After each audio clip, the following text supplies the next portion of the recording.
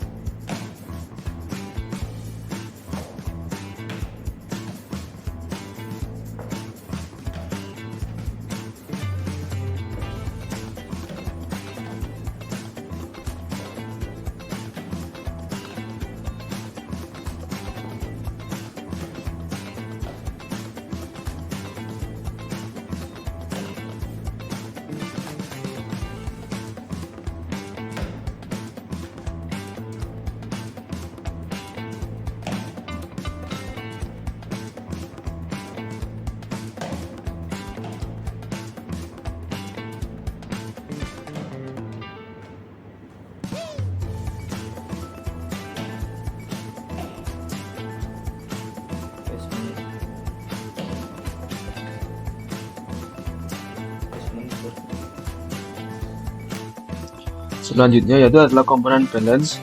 Saya di sini mengambil tes yaitu standing stroke test, di mana tujuan dari tes ini yaitu membantu perkembangan kemampuan atlet dalam mempertahankan keadaan keseimbangan atau balance pada posisi yang statis. Pada petunjuk pelaksanaan, yang pertama yaitu berdiri dengan nyaman di kedua kaki, tangan di pinggul. Angkat satu kaki dan letakkan jari-jari kaki tersebut di lutut kaki lainnya. Atas perintah asisten, angkat tumit dan berdiri di atas jari-jari kaki. Selanjutnya adalah asisten menyalakan stopwatch. Selanjutnya, pertahankan keseimbangan selama mungkin tanpa membiarkan tumit menyentuh tanah atau kaki lainnya menjauh dari lutut. Selanjutnya yaitu pelatih mencatat waktu Anda mampu mempertahankan keseimbangan. Yang terakhir yaitu ulangi tes untuk kaki lainnya. Untuk validitas yaitu terdapat tabel yang dipublikasikan untuk menghubungkan hasil dengan tingkat kebugaran potensial dan korelasinya tinggi. Untuk reliabilitas bergantung pada seberapa ketat tes dilakukan dan tingkat motivasi individu untuk melakukan tes. Untuk normanya yaitu Pada gender laki-laki diperoleh nilai sempurna yaitu 50 detik di atas rata-rata yaitu sebesar 50 sampai 41 detik. Untuk rata-rata yaitu 40 sampai 31 detik, di bawah rata-rata yaitu 30 sampai 20 detik, dan buruk sebesar kurang dari 20 detik. Untuk perempuan itu nilai sempurna diperoleh lebih dari 30 detik di atas rata-rata yaitu 30 sampai 23 detik. Average atau rata-rata yaitu 22 sampai 16 detik. Untuk di bawah rata-rata yaitu 15 sampai 10 detik, dan buruk sebesar kurang dari 10 detik.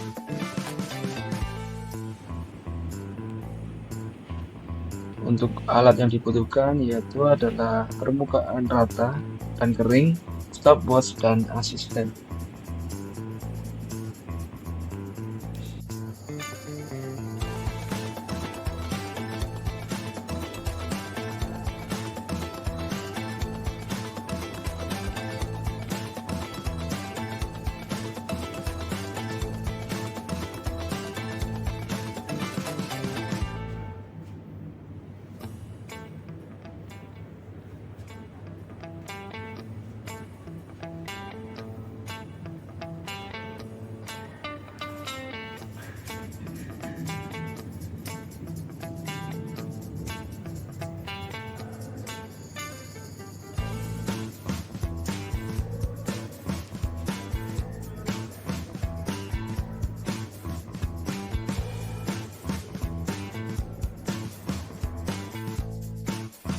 Selanjutnya yaitu komponen body composition. Saya mengambil tes yaitu body mass index.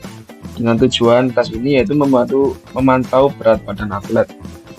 Petunjuk pelaksanaan yaitu mengukur tinggi badan atlet dalam satuan meter dan menghitung berat badan atlet dalam satuan kilogram. Di mana untuk menentukan BMI didapatkan rumus sebagai berikut, yaitu berat badan per tinggi badan dikali tinggi badan. Terdapat validitas pada tes ini, yaitu terdapat tabel yang dipublikasikan untuk menghubungkan hasil dengan tingkat kebugaran potensial dan korelasinya tinggi. Untuk reliabilitas, kendalanya tergantung pada seberapa ketat pengujian dilakukan. Terdapat norma pada body mass index, yaitu BMI 20-25 tergolong normal. Dengan 25 ke 30 dikatakan yaitu pre-obesitas. Dengan BMI 30 ke 35 dikatakan obesitas, dan berat badan atau BMI lebih dari 35 dikatakan sangat obesitas. Untuk alat yang digunakan adalah pita ukur, timbangan, dan asisten. Untuk komponen selanjutnya yaitu strength atau kekuatan, di mana saya menggunakan tes wall squat test, di mana tujuan dari tes tersebut yaitu adalah untuk memantau perkembangan daya tahan kekuatan quadriceps pada atlet. Petunjuk pelaksanaan yaitu berdiri dengan nyaman pada kedua kaki dengan punggung menempel pada dinding atau dengan dinding yang licin. Yang kedua yaitu geser punggung Anda ke bawah dinding untuk mengambil posisi yang ditunjukkan pada diagram. Selanjutnya yaitu harus ada sudut 90 derajat di pinggul dan di lutut. Setiap Anda siap, angkat satu kaki 5 cm dari tanah. Asisten menyalakan stopwatch. Jaga keseimbangan selama mungkin. Jam berhenti saat Anda meletakkan kaki kembali ke tanah. Beristirahatlah dengan ulangi tes dengan kaki lainnya. Untuk validitas, terdapat tes yang diterbitkan untuk menghubungkan hasil dengan tingkat kebugaran potensial dan korelasinya tinggi. Untuk reliabilitas, jadi tergantung pada seberapa ketat tes tersebut dilakukan dan tingkat motivasi individu untuk melakukan tes tersebut. Terdapat norma pada tes wall squat test untuk laki-laki yaitu sempurna, dikatakan sempurna yaitu jika lebih dari 102 second atau detik, dikatakan di atas rata-rata yaitu 102 sampai 76 detik, dikatakan rata-rata yaitu 75 sampai 58 detik, dikatakan di bawah rata-rata yaitu 57 sampai 30 detik, dikatakan buruk jika kurang dari 30. Untuk alat yang digunakan yaitu adalah lokasi yang kering, dinding yang rata, stopwatch, dan asisten.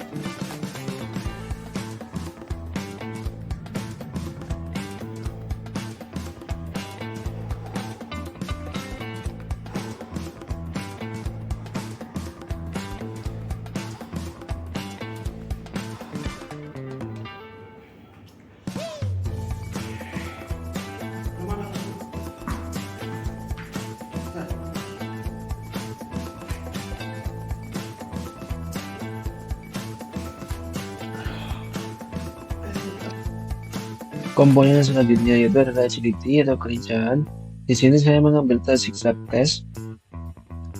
Tes ini bertujuan adalah untuk memantau kecepatan dan kelincahan atlet. Petunjuk pelaksanaan yaitu telah menandai lintasan dengan 5 kerucut dengan pola seperti huruf W. Selanjutnya, atlet mengikuti rute yang telah diidentifikasi. Selanjutnya, atlet menyelesaikan 2 kali putaran lintasan yang dimulai dan berakhir di kerucut start sampai finish. Selanjutnya yaitu adalah ada pemandu untuk mencatat waktu yang dibutuhkan atlet untuk menyelesaikan lintasan. Untuk validitasnya yaitu tidak ada tabel yang diterbitkan untuk menghubungkan hasil dengan kinerja finansial dalam kompetisi. Untuk reliabilitasnya yaitu adalah bergantung pada seberapa ketat tes dilakukan dan tingkat motivasi individu untuk melakukan tes. Untuk normanya tidak ada. Untuk alat yang digunakan yaitu adalah gun, permukaan yang rata, stopwatch, dan asisten.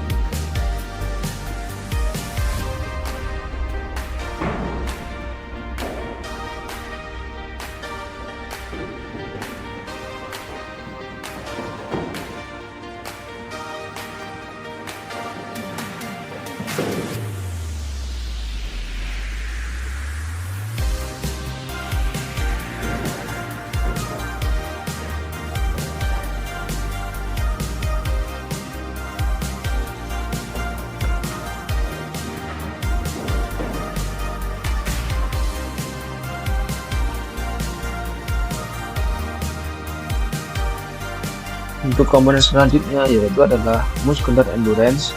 Saya mengambil tes yaitu chin up test atau tes pull up. Tujuan dari tes ini yaitu untuk memantau perkembangan jembatan otot lengan dan bahu atlet. Pada prosedur pelaksanaannya yaitu adalah menggantungkan tubuh di palang dengan telapak tangan menghadap badan Anda. Selanjutnya tarik tubuh Anda hingga dagu Anda sejajar dengan palang. Turunkan tubuh Anda untuk meluruskan lengan Anda. Selanjutnya ulangi sebanyak mungkin gerakan dagu. Itu yang terakhir dengan cara catat jumlah gerakan dagu. Untuk validitasnya yaitu terdapat tabel yang dipublikasikan untuk menghubungkan hasil dengan tingkat kebugaran potensial dan korelasinya tinggi.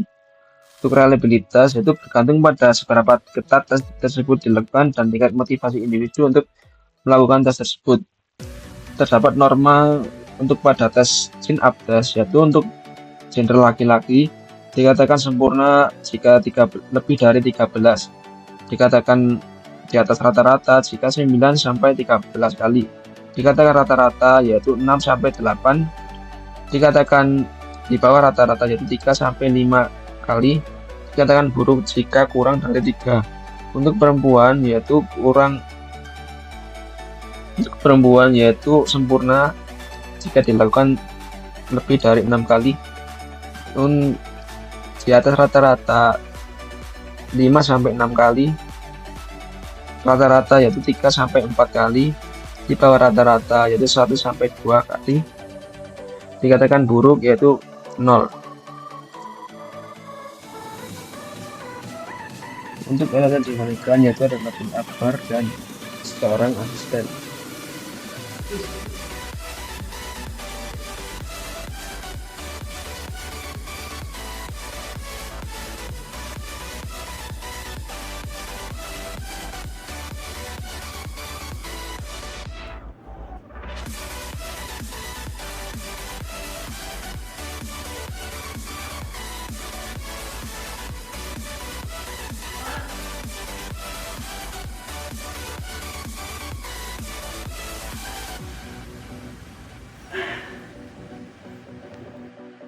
Selanjutnya yaitu adalah komponen speed.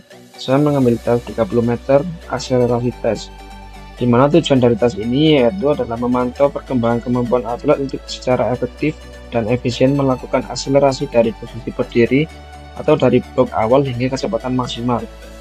Teknis pelaksanaan yaitu tes ini terdiri dari 3 kali lari 30 meter dari posisi berdiri atau dari blok start dan dengan pemulihan penuh di antara setiap lari. Selanjutnya yang adalah asisten harus mencatat waktu yang dibutuhkan atlet untuk menyelesaikan 30 meter.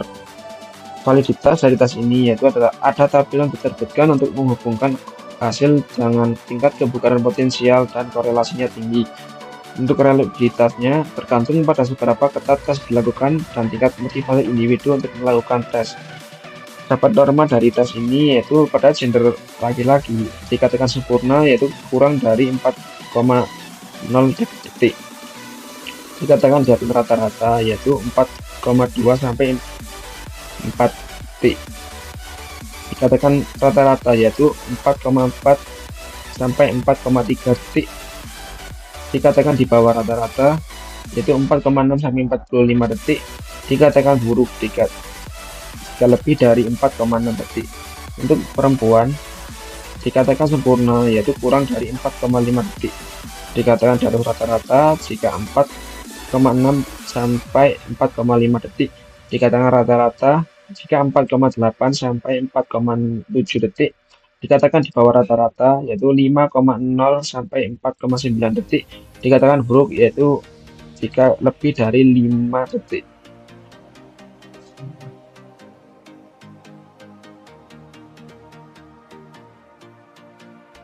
Untuk alat yang digunakan yaitu adalah lintasan sejauh 30 meter, stopwatch, dan asisten.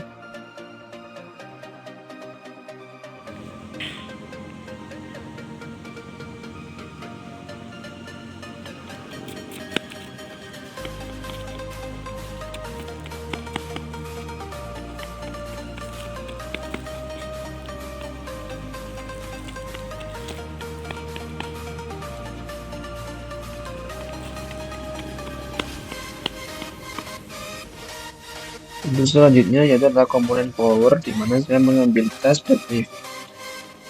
Dengan tujuan tesnya ini adalah mengukur kekuatan maksimal, menilai daya ledak dan power tubuh secara keseluruhan. Untuk pelaksanaan yaitu yang pertama berdiri dengan kaki sebelah berbahu, posisi barbel berada di depan kaki. Pegang barbel dengan grip overhand atau mixed grip. Pastikan punggung tetap lurus dan dada terbuka. Angkat barbel dari lantai dengan menekan tumit ke tanah dan dorong pinggul ke depan hingga tubuh berdiri tegak. Turunkan kembali barbel secara terkontrol ke lantai. Jika mampu melakukan satu repetisi dengan teknik yang baik, tambahkan beban hingga mencapai satu repetisi maksimal pada beban yang diangkat. Untuk validitas, itu korelasi tinggi dengan performa atletik dalam olahraga seperti angkat besi, sprint, dan lompat. Deadlift memiliki validitas tinggi sebagai tes kekuatan tubuh total, terutama power posterior pain. Untuk reliabilitas, itu tes ini sangat reliable jika dilakukan dengan standarisasi teknik dan beban yang sama. Faktor kelelahan dan pemanasan yang tidak memadai bisa mempengaruhi hasil tes. Untuk norma sendiri, yaitu untuk pria pada berat badan 50 pada setiap berat badan dikali untuk pemula dikali 1, untuk kelas menengah dikali 1,5, dan kelas mahir dikali 2, untuk kelas atlet atau elit dikali 2,5. Untuk wanita, yaitu untuk berat badan pemula dikali 0,5, di kelas menengah itu dikali 1, untuk kelas mahir dikali 1,5, pada kelas atlet atau elit dikali 2. Untuk alat yang digunakan yaitu adalah permukaan rata, barbel, dan flat, serta asisten.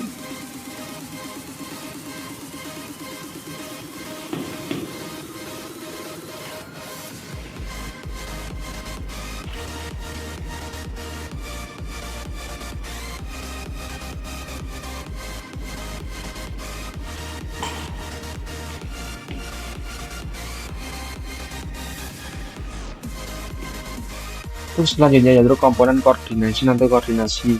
Di sini saya mengambil tes dari Simon Says, di mana tujuan tes dari Simon Says ini yaitu adalah mengukur koordinasi antara pendengaran dan respon tubuh. Untuk prosedur pelaksanaan yaitu membuat 5 tata kerucut sebagai tujuan pemain untuk tes. Selanjutnya yaitu adalah pemain berdiri di tengah kerucut yang nanti bisa bergerak ke kanan dan ke kiri, atas atau bawah. Yang selanjutnya yaitu adalah pemandu mengacak kerucut mana yang akan dituju. Dan terakhir yaitu adalah setiap respons benar mendapat 1 poin. Diperoleh rumus yaitu koordinasi sama dengan jumlah keberhasilan per waktu. Untuk validitas yaitu baik untuk mengatur koordinasi yaitu adu tangan dan kontrol impuls, kurang efektif untuk mengukur koordinasi kompleks dalam situasi nyata seperti saat pertandingan. Untuk reliabilitas sendiri yaitu cukup tinggi jika dilakukan dengan prosedur yang seragam dan jumlah instruksi yang cukup. Bisa dipengaruhi oleh faktor eksternal seperti kondisi mental peserta dan cara penguji memberikan instruksi. Diperoleh norma untuk kategori yaitu adalah sangat baik jika 90-100%, jika terdapat 0 kesalahan, terdapat interpretasi koordinasi dan fokus sangat tinggi. Pada kategori baik yaitu 75-89% dengan kesalahan 11-25%, dengan interpretasi koordinasi baik sedikit kesalahan. Pada kategori cukup dikatakan 50-74% dengan kesalahan 26-50%. Dengan interpretasi fokus kurang stabil, perlu latihan tambahan. Pada kategori kurang yaitu respon yang benar 30-49%, untuk kesalahan yaitu 51-70%. Pada interpretasi yaitu kesulitan dalam mengikuti instruksi. Untuk kategori yang terakhir yaitu sangat kurang, pada respon benar yaitu kurang dari 30%, untuk kesalahan yaitu lebih dari 70%. Terdapat interpretasi koordinasi lemah, perlu latihan tambah intensif. Untuk alat yang digunakan yaitu tabun, merah belakang, hijau belakang,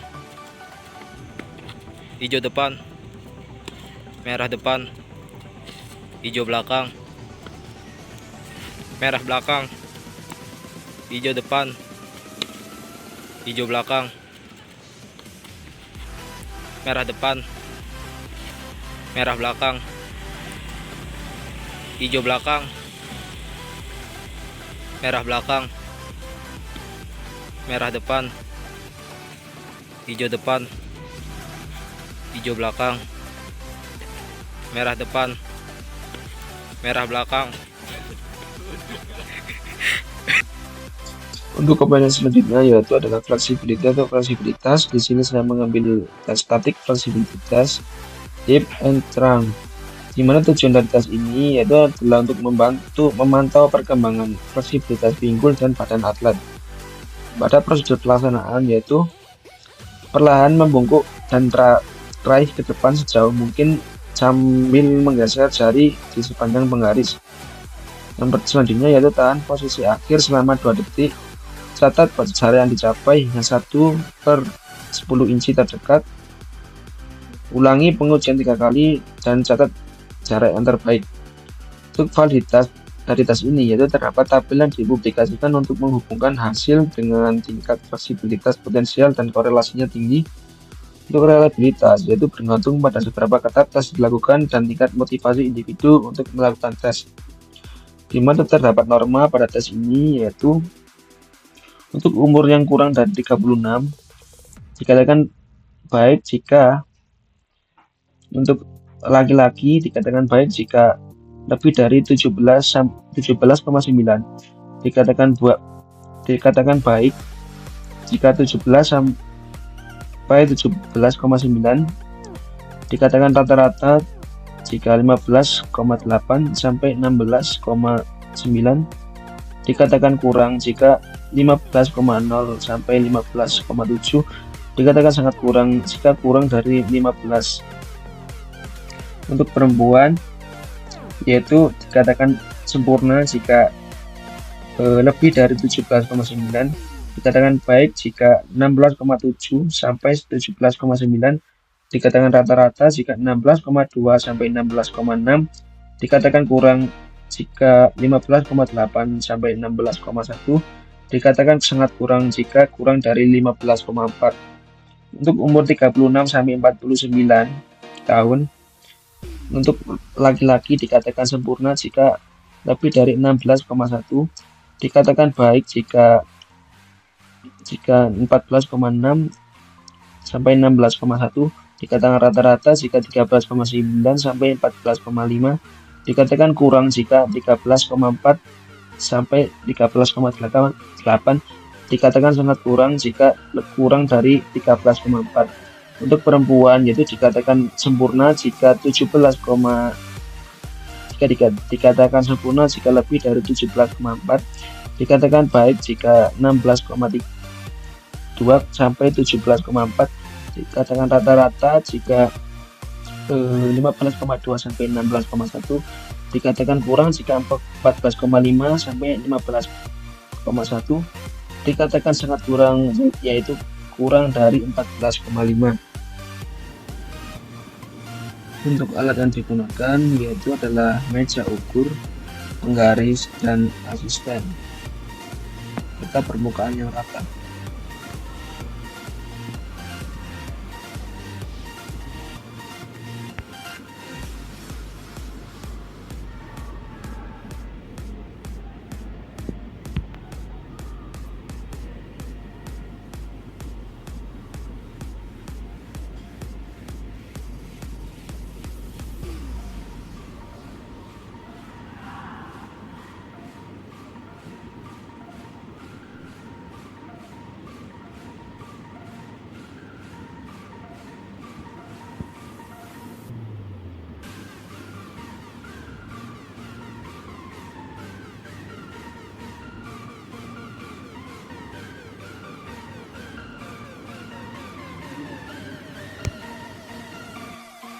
Untuk tes selanjutnya yaitu adalah throttle test pada komponen temper action yang bertujuan yaitu dalam mengukur stimulus visual seseorang.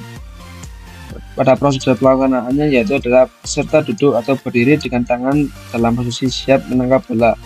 Penguji memegang bola di ketinggian tertentu tanpa memberitahu kapan akan menjatuhkannya. Dan selanjutnya adalah penguji melepas bola secara tiba-tiba.